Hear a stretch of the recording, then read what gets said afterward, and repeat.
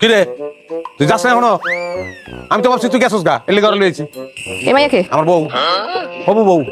তুই গেলে ঘরে বিয়ে করবো, 1 সেকেন্ডের লেগে আমি বাড়ি খালি রাখতে পারবো না। দেখা তুই জলদি যা। আচ্ছা শোনো, এই হচ্ছে সেই জিনিস, ঝগড়া পিএইচডি, যে কারণে তার লগে আমি সংসার করতে পারতাছি না। 2টা দিন তুমি তার খুব ভালো করে খেয়াল করবা। সে যা যা করে ওইটা আমার লগে তুমি করবা না। যদি করো তাহলে তোমার ডিভোর্স দিতে হবে। আমি বাড়িতে ওর বাইরে হইতে পারলাম না, তুমি আরেক মেয়ে লই আইছো। তো তুই কি মনে করছো তুই বাড়ি থেকে বাইরে আমি গলায় ধরে দিব? আমি ওই মালই না। কামটা তুমি করতে পারলা? তুমি খালি আমার উপরে উপরে ঝগড়াটাই দেখছো। আমি যে ভিতরে তোমার এত ভালোবাসি না তোমার চোখে পড়ে নাই। আমি আর ঝগড়া করুম না, তোমার যা মন চায় তুমি আমার লাগে কইরো, দরকার পড়লে তুমি আমাকে হাত তুলে আমি কিছু করবো না।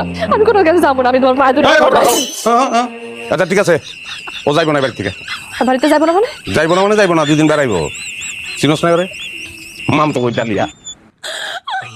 এটা তুমি আগে কইবা না, আমি তো ভয় পেয়ে গেছিলাম। এই ভয়টা তো তোমার চেহারা আমি জীবনে দেখিনি, কোনোদিন তো মুখ দেখাও নাই যে তুমি আমার ভালোবাসো, কইতাও না এই ঘটনা না ঘটাইলে।